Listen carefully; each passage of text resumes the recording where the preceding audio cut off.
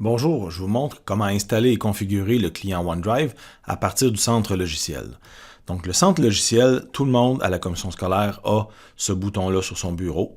Donc on cherche l'icône centre logiciel et un dessin de CD-ROM, on l'installe et pour installer le client OneDrive, tout ce qu'on a à faire, c'est de trouver le nuage bleu OneDrive, on le sélectionne et on fait installer et on attend que ça se soit affiché désinstallé, que l'installation soit complétée.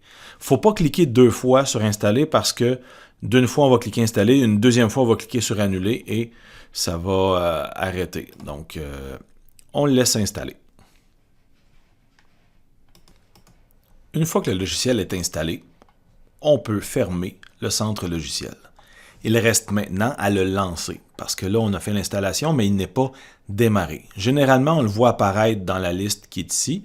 Si jamais il n'y est pas là, on peut faire une recherche OneDrive et on trouve Microsoft OneDrive. C'est très important de ne démarrer que Microsoft OneDrive et non, exemple, OneDrive Entreprise. Donc, on lance Microsoft OneDrive et à partir de là, on attend que la fenêtre de connexion apparaissent au centre. Parce que présentement, OneDrive est en train de faire une opération de mise à jour et de configuration, donc on doit le laisser aller jusqu'à temps qu'on ait une fenêtre qui nous demande de nous connecter avec notre courriel. Lorsqu'on voit la fenêtre configurer OneDrive, c'est signe que l'installation est complétée, alors il faut entrer son courriel. Une fois le courriel entré, on fait connecter. Et à partir de là, tout ce qu'on nous demande, on accorde notre accord, on dit oui, on y va. Si on a à mettre notre nom d'usager, mot de passe, on va l'entrer.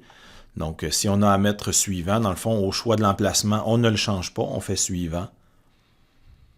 Ensuite, on va dire oui, on veut synchroniser nos dossiers OneDrive. On les choisit tous, on ne les sélectionnera pas ici pour l'instant. Et avec la flèche vers la droite, on va cliquer jusqu'à temps qu'on ait un crochet qui nous dit « Vous êtes fin prêt ». On clique sur « Ouvrir mon dossier OneDrive » et voilà, le petit nuage est en mode synchronisation. Et j'ai mes documents dans mon raccourci favori ici qui m'amène à OneDrive. Donc, dans les favoris, j'ai ce raccourci-là qui m'amène à OneDrive. Donc, présentement, j'ai des documents dans mon OneDrive et le client est en train de les amener dans le dossier. Si je veux savoir qu'il a terminé, donc il y a comme des flèches qui montrent qu'il est en activité. Si je clique sur le dessin du OneDrive, donc je peux fermer cette information-là si j'en ai plus de besoin. Il va me montrer la progression de son travail. Donc là, présentement, il ne me le montre pas, mais je pourrais voir que tel document est en train de se télécharger, et ainsi de suite. Donc, il va ramener tous les documents de mon OneDrive dans l'ordinateur. Et quand ça va être terminé, le nuage va devenir bleu. Il n'y aura plus aucun élément. Donc, vous voyez ici la progression des documents. Et je suis capable de voir qu'il est rendu à telle quantité sur le total. Donc, quelle quantité de documents il a à ramener ou télécharger selon ce qu'on est en train de faire. Donc, voilà, le dossier est installé. Mais généralement, il ne contient pas de documents, le OneDrive. Dans mon cas, là, j'ai déjà synchronisé. C'est un autre ordinateur que j'utilise.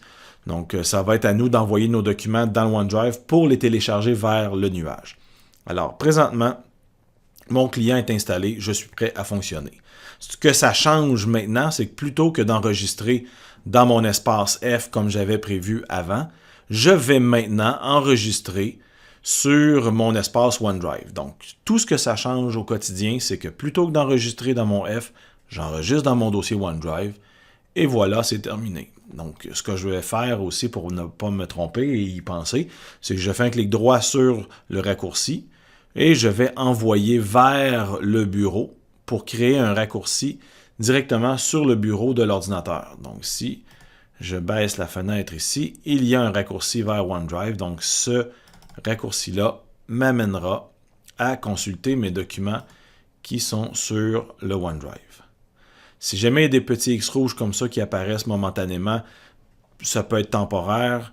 Selon le cas, là, des fois, il peut y avoir certains problèmes. Ici, on me dit qu'il ne peut pas être synchronisé, donc c'est juste un petit problème de retard, là, mais mon OneDrive, il n'y a pas de problème de synchronisation. Généralement, là, il est correct.